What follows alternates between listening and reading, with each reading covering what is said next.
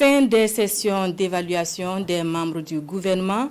18 sur 20 ministres sont passés à l'examen avec des performances allant de 30 à 62%. Des performances jugées satisfaisantes par le chef du gouvernement. Cette évaluation lui aura surtout permis de donner aux membres du gouvernement de nouvelles directives pour l'amélioration de l'action gouvernementale. Le bilan de cette évaluation avec Franck Ouedraogo et Chantal Ouedraogo.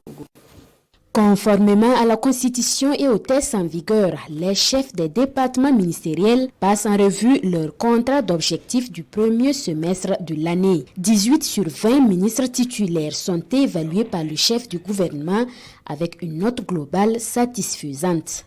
Les taux de réalisation vont de 30 à 62%, ce qui est fort appréciable. Une dizaine de ministres ont pu obtenir des taux de réalisation supérieurs à 50%. On a environ 5 ministères qui ont des taux de réalisation supérieurs à 40% sans atteindre les 50%, ce qui n'est pas négligeable, étant entendu que certaines activités ont été programmées pour le troisième trimestre. Un moment également pour examiner les difficultés et réajuster les actions pour l'atteinte des résultats. Le ministre a invité les ministres à redoubler d'efforts en termes de réforme.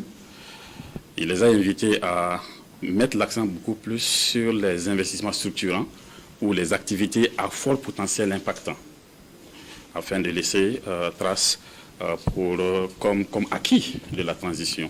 Le Premier ministre exhorte également à une gestion efficace et rationnelle de l'administration. C'est d'inviter les acteurs à avoir un sens de l'intérêt général, un sens de la moralité de la dépense publique. Qu'est-ce que cela veut dire? Cela veut dire que dans un contexte où, le contexte qui est le nôtre, le pays a plus que jamais besoin d'être rationnel en matière de dépenses publiques. Cet exercice entre le chef du gouvernement et les différents ministres est assorti d'un rapport général qui sera soumis à l'appréciation du chef de l'État.